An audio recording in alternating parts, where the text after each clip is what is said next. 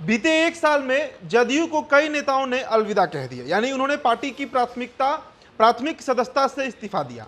उपेंद्र कुशवाहा की बात कर लीजिए, आरसीपी सिंह की बात कर लीजिए, सुहेली मेहता की बात कर लीजिए, या फिर जो अभी 2 दिन पहले रणवीर नंदन, जो कि बेहद करीबी बताए जाते हैं नीतीश कुमार के, उन्होंने भी इस्तीफा दे दिया। और इन सब के इस्तीफा देने के बाद अगर बयान को आप गौर करिए कि किस कारण से ये इस्तीफा दे रहे हैं, तो एक नाम सामने आता है। वो नाम राजीव रंजन सिंह उर्फ ललन सिंह का है। पार्टी के राष्ट्रीय अध्यक्ष हैं, नीतीश कुमार के कभी बहुत दुलरुआ रहे हैं, लेकिन अब शायद उनके दिन लदने वाले हैं।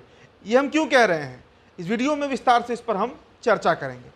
पहले हम नीतीश कुमार से बात कर लेते हैं। नीतीश कुमार के साथ जितने भी लोग रहे, चाहे शरद यादव हो, जॉर्ज फर्नांडिस हो, दिग्विजय सिंह हो, इस तरह की एक लंबी फहरिस्त है जिसको नीतीश कुमार ने ठिकाने लगाया।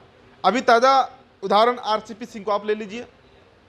1-2 साल पहले तक नीतीश कुमार एक खासम खास थे, लेकिन जब से इस्पात मंत्री बने उसके बाद नीतीश कुमार के लिए वो नासूर बन गए। और नीतीश कुमार का एक फिक्स पैटर्न है, एक तय प्रक्रिया है जिसके तहत नीतीश कुमार उन नेताओं को ठिकाने लगा देते हैं जिनको वो ठिकाना लगाना चाहते हैं। पहले तो उनसे जो एक संवाद होता है, जो एक वार्तालाप होता है, वो बंद कर दिया जाता है। उसके बाद उनकी बेइज्जती शुरू की जाती है।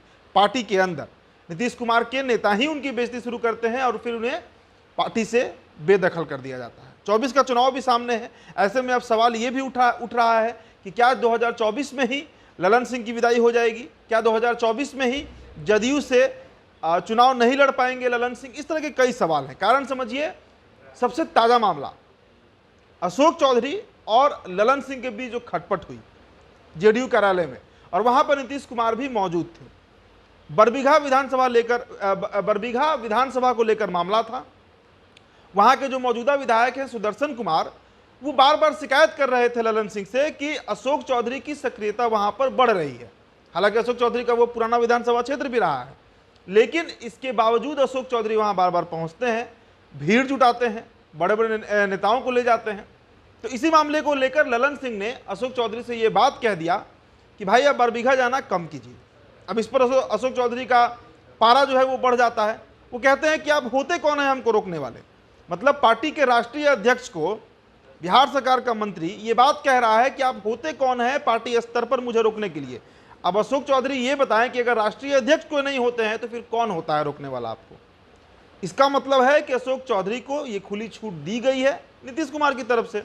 दूसरा मामला पकड़िए आप मनोज झा के उस कविता को, जिसे लेकर ब्राह्मण और राजपूत आमने सामने आ गए।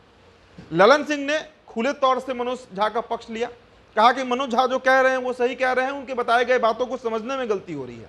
मतलब ललन सिंह सीधे तरीके से आरजेडी, और वैसे भी देखिए ललन सिंह का आप लोकसभा का बयान सुनिए तो वो जदयू के नेता कम और आरजेडी के नेता ज्यादा लगते हैं। ठीक वैसे ही जैसे साल भर पहले तक आरसीपी जदयू के नेता कम और बीजेपी के नेता ज्यादा लग रहे थे। ललन सिंह जो है वो मनोज झा का पक्ष लेते हैं, लेकिन संजय झा सामने आ जाते हैं और संजय झा कहते हैं कि ये जाति का मामला है, मनोज झा ने जो टिप्पणी की है वो गलत है, और फिर इस पर ललन सिंह कुछ बोल नहीं पाते हैं। तो ललन सिंह की बेइज्जती पर बेइज्जती हो रही है। ये बात जदयू के अंदर खाने में चल भी रही है और नीतीश कुमार इस बात को अच्छे से भांप गए हैं। चूंकि जब उपेंद्र कुशवाहा पार्टी छोड़ रहे थे, 10 से अधिक प्रेस कॉन्फ्रेंस उन्होंने किया था, पीसी किया था, और हर बार वो आरोप लगा रहे थे ललन सिंह के ऊपर। आरसीपी सिंह को साइड करने का भी जो मामला हुआ उसके पीछे भी कारण ललन सिंह ही बने। आज ललन सिंह बीजेपी के सदस्य, माफ कीजिएगा, आज आरसीपी सिंह बीजेपी के सदस्य बन चुके हैं, कारण ललन सिंह है। तो धीरे धीरे ललन सिंह ने वो जो गोटियां बिछाई थी कि नीतीश कुमार के सभी करीबी नेताओं को बाहर भेजना है, उसमें वो सफल हो गए।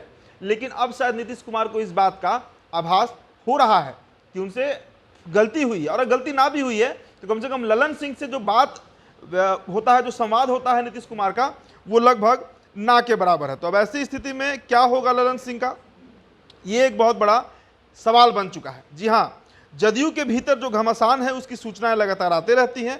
खासकर उपेंद्र कुशवाहा और आरसीपी सिंह के जदयू छोड़ने के बाद पार्टी के दर्जन भर बड़े नेताओं ने जदयू को छोड़ दिया। इसमें तो कुछ कुशवाहा के साथ चले गए तो अधिकतर बीजेपी में आ गए। अब इसकी सुगबुगाहट और तेज होने लगी है।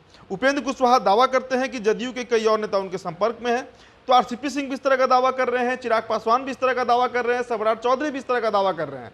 तो नीतीश कुमार इस बात को भांप गए हैं। और आपको याद होगा पिछले साल जब बापू सभागार में दिसंबर के महीने में नीतीश कुमार ने यह बात कहा था कि हमने तो ललन सिंह के कहने पर ही महागठबंधन का दामन थाम लिया। ये मानकर चलिए कि नीतीश कुमार ने उसी दिन ललन सिंह का काउंटडाउन जो है वो शुरू कर दिया था। ललन सिंह की उल्टी गिनती शुरू हो गई थी। ललन सिंह भले ही आज राष्ट्रीय अध्यक्ष जदयू के हैं, लेकिन उनकी जुबान जो है वो लालू प्रसाद यादव की होती है, तेजस्वी यादव की होती है। खबरें बार बार ये भी चलती हैं कि ललन सिंह की कोई डील है लालू प्रसाद यादव से सीएम और डिप्टी सीएम को लेकर। तो जब इससे पूरा बिहार अनभिज्ञ नहीं रहा तो नीतीश कुमार इससे कैसे अनभिज्ञ रहेंगे? नीतीश कुमार को सब पता है। तो क्या सच में 2024 लोकसभा चुनाव के पहले ललन सिंह को ठिकाने लगाना है? क्योंकि नीतीश कुमार के अगर आप ट्रैक रिकॉर्ड को देखें, इतिहास को देखें, तो जो हाल शरद यादव का हुआ, जो हाल जॉर्ज फर्नांडिस का हुआ, दिग्विजय सिंह का हुआ, आरसीपी सिंह का हुआ, क्या सच में वही हाल अब ललन सिंह का होने जा रहा है? ये सवाल अब राजनीतिक गलियारों से लेकर मीडिया गलियारा और पूरे बिहार में इसकी चर्चा बहुत जोर शोर से हो रही है। फिलहाल इस रिपोर्ट में इतना ही। बहुत बहुत शुक्रिया।